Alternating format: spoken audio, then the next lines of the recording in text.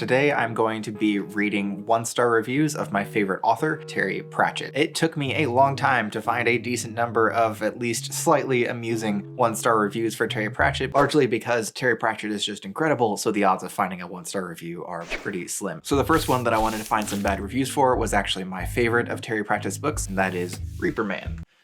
Right. Oh. Don't fall.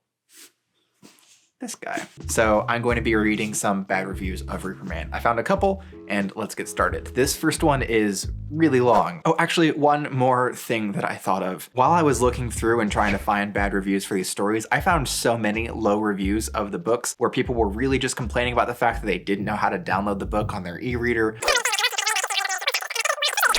Seriously, if you can't figure out how to use your e-reader. Okay, I'm gonna go ahead and start reading now. I've always been a bit mystified how Pratchett, with his grating, poor man's Adams style, and paper-thin characters, I assume he's referring to Douglas Adams here, and paper-thin characters receives such universal acclaim.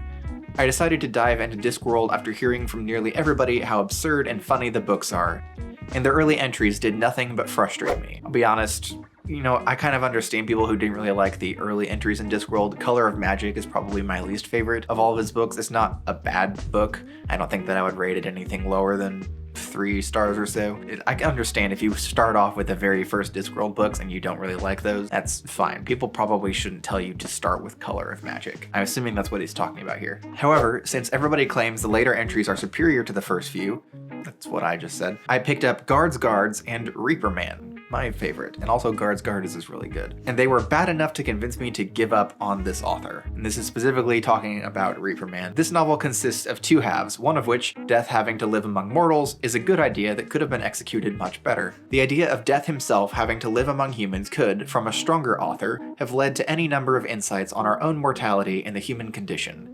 Instead, all we get is that Death is a good farmhand because he's handy with a scythe, and he hates clocks. I suppose it's very insightful and moving if you're 14, but it's hard to see this storyline as anything other than wasted potential. The other half isn't even a badly executed good idea, it's just a bad idea from the outset. Wendell Poons is supposed to die of old age, fails to because Death isn't on duty, comes back as a zombie with super strength and wanders around meeting all kinds of uninteresting characters. This is intended to be the zany comedic side of the story, but it commits the cardinal sin of just not being very funny. This half is dragged down considerably by a lengthy subplot about killer shopping carts, along with non-stop, unfunny bickering between one-dimensional wizard characters. The whole thing is irritating and badly plotted, and certain gags that aren't funny the first time, such as a wizard replying to everything with "yo," get hammered home and revisited far, far too often. I've seen many people make the claim that Discworld is a mirror that satirizes our own world.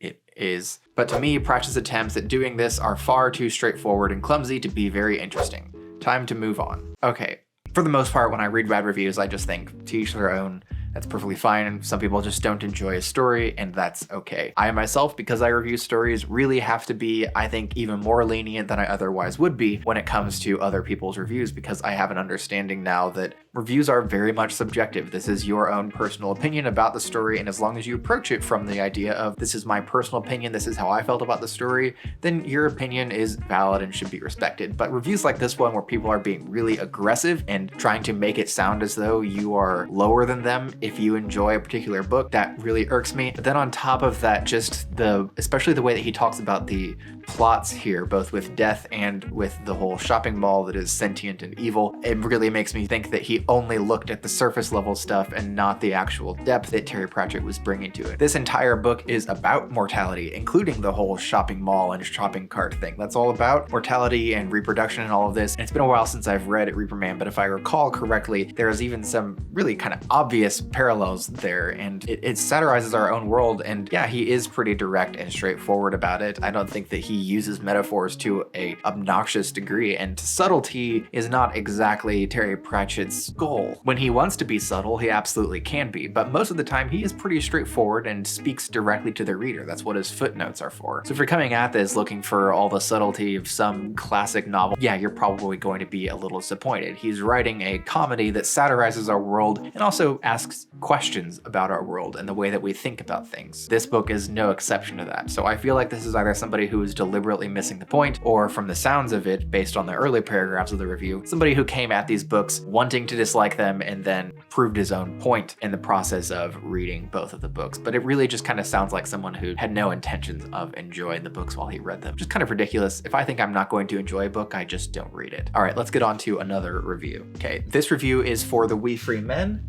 which I do have. It's going to take me a second to collect it.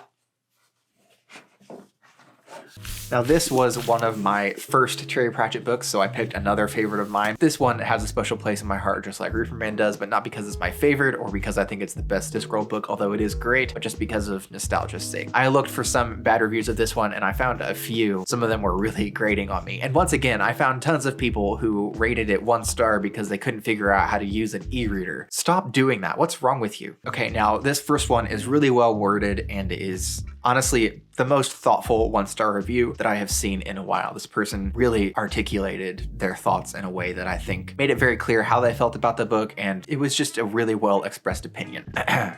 Boring. Okay, now this next one I laughed at, but I mainly laughed at it because of annoyance, not because it's actually really funny. Not appropriate reading for elementary age children.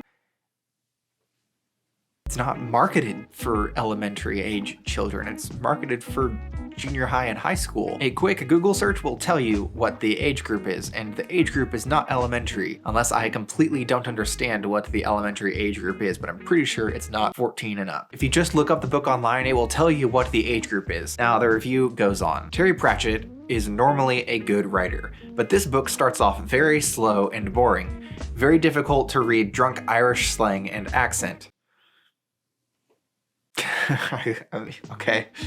The We Free Men like to drink, cuss, fight, and steal. The grandmother smokes a pipe, and the little girl wants to be a witch. Not appropriate reading for elementary school children. Don't waste your money on this one. So, Irish people and witches, keep away from elementary school children that they don't like. Apparently that's not appropriate. Kids can't read about Irish people and witches. I did not know that. To a degree, Stewart is right. This is not a book for elementary school children. That is why it's written for people who are not in elementary school. My word, I'm glad Stewart didn't pick up Wintersmith. Okay, I have one more We Free Men review that I want to get to before I get to the next book. And this next one, And this next one actually goes in the opposite direction of the previous review. It's not complaining that it is not appropriate for elementary school children. It's complaining that it's not at an adult reading level. So let's get to this. And just to remind you, this is a young adult book. The Tiffany Aching series is a young adult series for roughly 13 to 17 or so, I think. I have to admit, this was one of those rare books that I did not finish.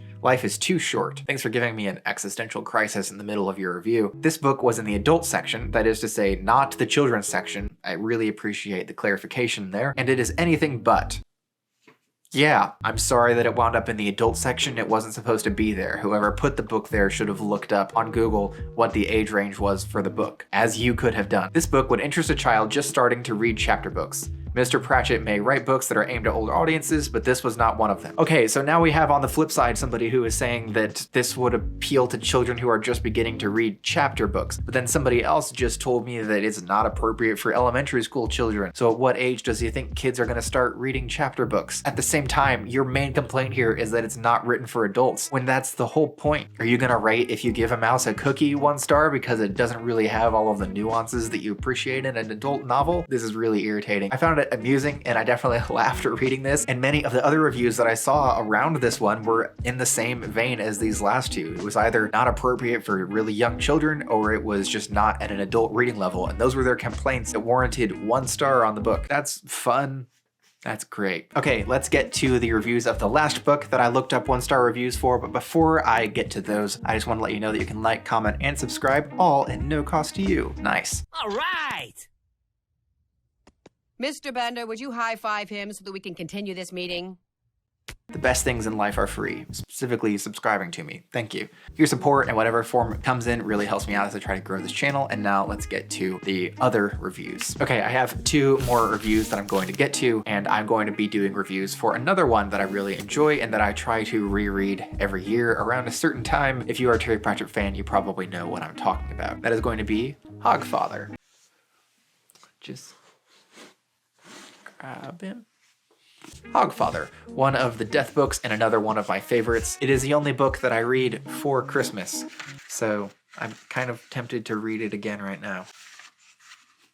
I might just... And once again, as was the case with all the others, I found plenty of reviews from people who were saying that they didn't like the book because they couldn't figure out how to use their e-reader. Stop it. Stop it. Get some help. So this one I really enjoyed. Most unusual, strangest book I have ever read. It jumped around constantly to where I had to figure out what he was talking about. I don't even know what to classify this book as. Fantasy, maybe? Yeah. Weird fantasy. Even better. The ending of the book didn't even have an ending that had to do with the topic of the book, if there was really a topic. I did give him a 1-star rating only for his imagination. Realize that giving him no rating would have been better than 1 star, right? I don't.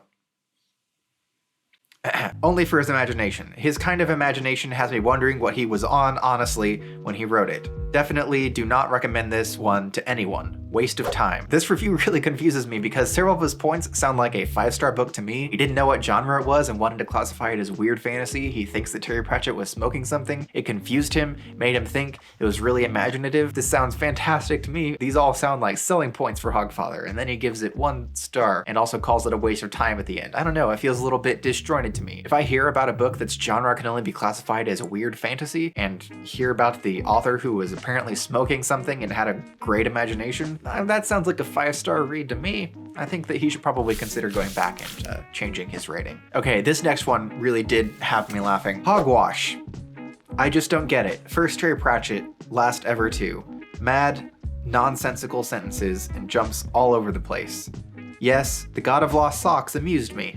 Weird. I appreciate that the God of Lost Socks amused her, but I really like that she ends the review with just the word weird. Yeah, I mean, honestly, I think that this is the best review out of all of them just because it feels like the most honest one. She just thought it was really weird and it didn't get it and the book just wasn't for her. This is a good, solid 1-star review. It feels thought out. And I get the impression that she finished the book and just went, not for me. It's a little too weird. I like my books to be incredibly normal. I hope that she found the really normal book of her dream. That last line is really what gets me. Yes, the God of Lost Socks amused me. I love that. Thank you so much for taking the time to check out this video. I really appreciate your time. If you would like to see another video from me, you can do so by clicking up here.